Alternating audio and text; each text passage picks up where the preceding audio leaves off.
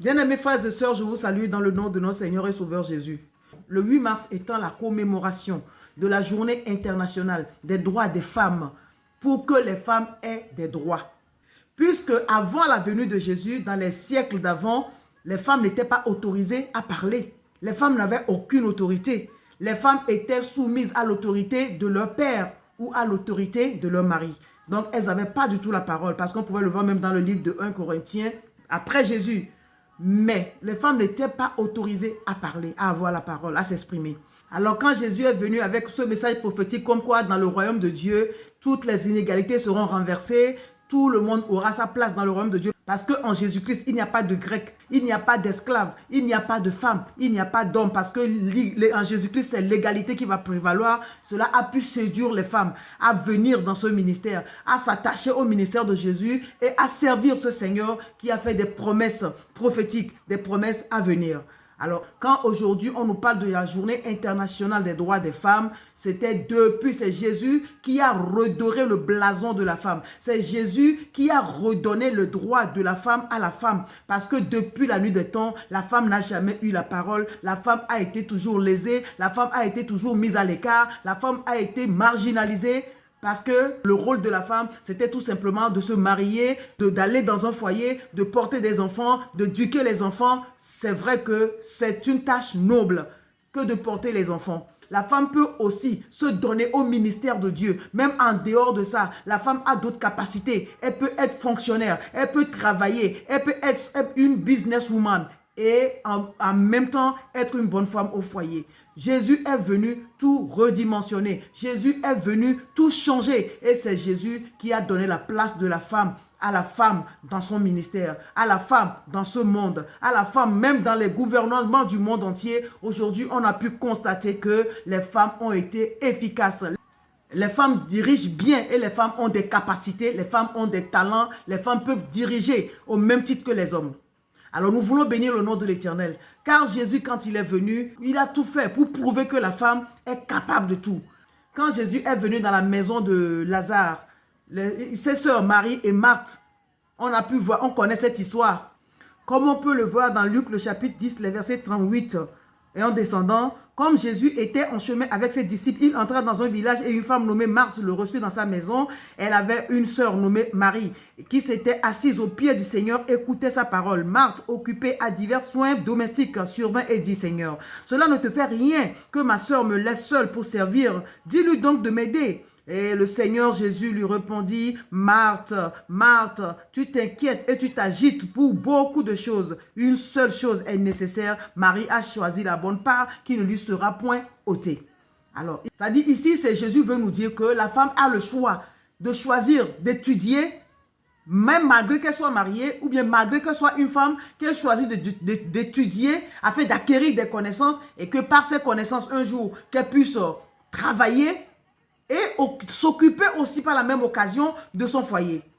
Vous voyez, Jésus n'a pas, quand Jésus-Christ est venu, Jésus c'était pour dire aux gens, Jésus le faisait pour dire aux gens que la femme a des capacités, la femme est dotée de capacités, de ne pas gaspiller les capacités que la femme a en elle, au nom de Jésus-Christ. Et nous pouvons aussi voir que Jésus-Christ, il est venu annuler tout ce que les hommes faisaient en mettant les femmes à l'écart.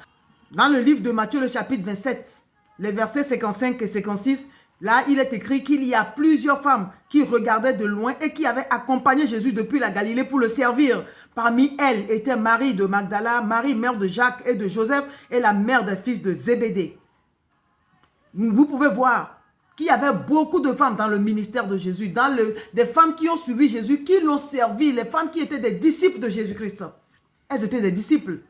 Et Jésus n'a pas pour autant dit que c'est parce que c'est des femmes, je les mets à l'écart. C'est parce que c'est des femmes, je ne veux pas qu'elles travaillent pour moi. C'est parce que c'est des femmes, je ne veux pas qu'elles me servent. Jésus qui est Dieu incarné, qui est le sauveur, il n'a pas mis la femme de côté.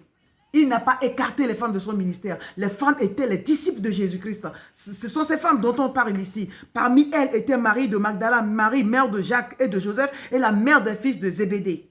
Il y en avait plusieurs qui étaient venus de la Galilée pour le servir et qui servaient le Seigneur Jésus. Vous voyez, Jésus n'a mis personne à l'écart. Non, Jésus est venu dire que la femme, elle a du potentiel, que la femme, elle a des capacités, et que les hommes arrêtent de mettre les femmes à l'écart. Parce que même dans cette affaire de la femme adultère, quand elle a été arrêtée en flagrant délit d'adultère, selon eux, qu'on a amené devant Jésus-Christ. On l'a amené en disant à Jésus, voilà, cette femme, elle a péché, elle a commis l'adultère, et Moïse a dit dans sa loi qu'il faut lapider de telle femme. Jésus leur dit que celui parmi vous qui n'a jamais péché lui jette la première pierre. Et après, quand Jésus a levé la tête, tous ces hommes s'étaient dispersés. Parce que leur conscience leur rendait témoignage qu'ils étaient tous des pécheurs. Vous voyez quelle est cette justice sélective? Une justice qui ne condamne que les femmes. Et en tout temps, c'est toujours la femme qui avait tort. Et ce jour, la femme a été justifiée, elle a été pardonnée. Et Jésus-Christ a répondu à cette femme, si ils ne t'ont pas condamné, moi aussi je ne te condamne pas, va et ne pêche plus.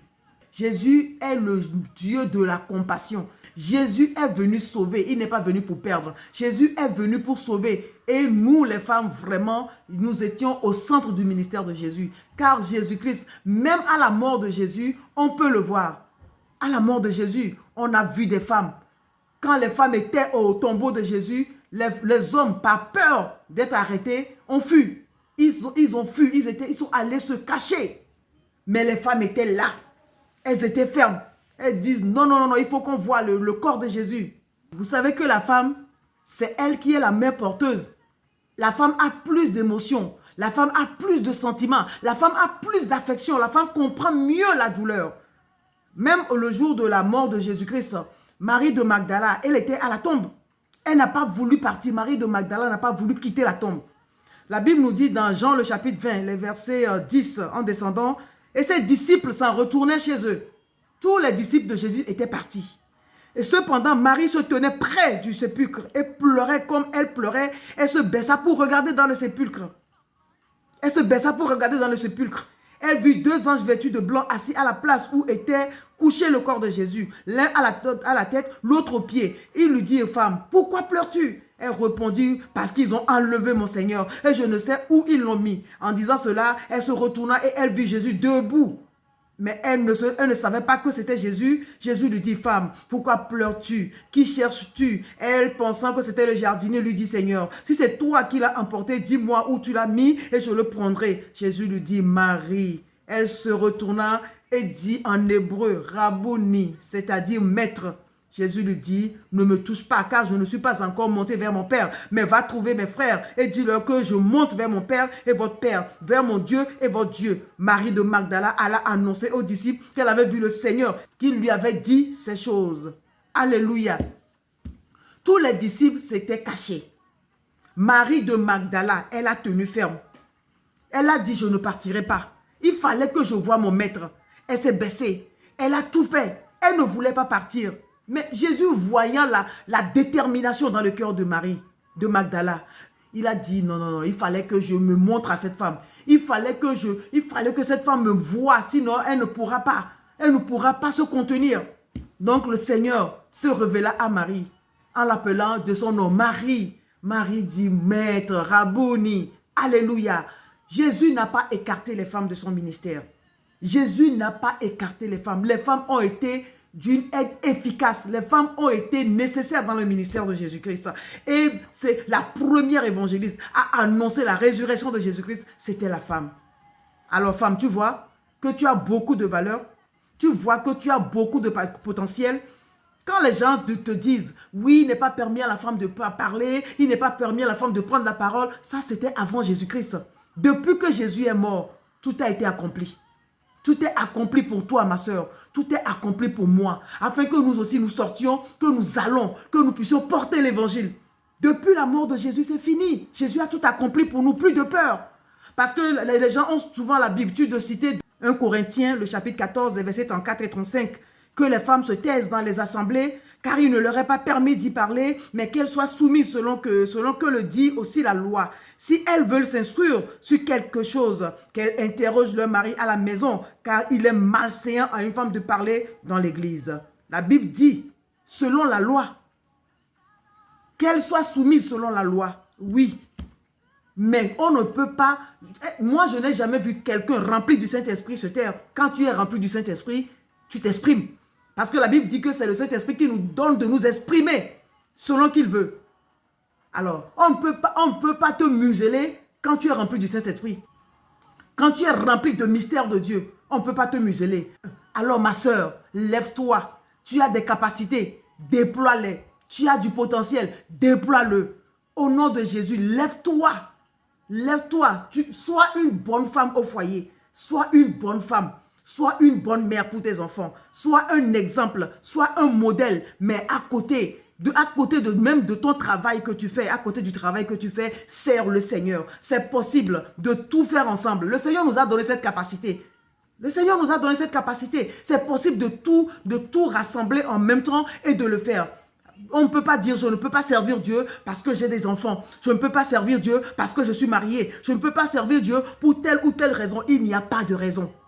Il n'y a pas de raison. Depuis que Jésus est mort pour nous, tout a été payé. Le prix a été payé à la croix pour toi et pour moi, ma soeur. Alors levons-nous et portons le fardeau de Dieu. Levons-nous et accomplissons les desseins de Dieu. Ce n'est pas seulement pour nous marier, ce n'est pas seulement pour faire des enfants que nous avons été créés. Nous avons été créés pour accomplir les desseins de Dieu. Aller dans la moisson de Dieu, aller dans la moisson, gagner des âmes, aller proclamer Jésus, dresser ton autel, même en ville, même sur ton lieu de travail, dresser ton autel là-bas, prêcher Jésus à tous tes collègues de service. Prêchez Jésus partout, en tout temps et en tout lieu. Portez les fardeaux de Jésus. Priez pour les malades. Priez pour le salut des membres de ta famille qui ne sont pas encore sauvés. Priez pour le salut de tes collègues qui ne sont pas encore sauvés, qui se moquent de toi au boulot. Tu pries pour eux parce qu'ils ne le savent pas. Parce que Jésus à la croix a dit, Père, pardonne-leur car ils ne savent pas ce qu'ils font. Au lieu de les condamner, de prier pour eux pour que le Seigneur touche leur cœur. Femme, tu as beaucoup à faire. Si toi tu te tais, il y a d'autres femmes qui vont le faire. Mais tu n'auras pas de récompense. Tu n'accompliras pas ton dessein. Tu n'accompliras pas le dessein pour lequel tu as été créé dans ce monde, que tu as été envoyé dans ce monde. Alors ma soeur, lève-toi. Lève-toi ma soeur.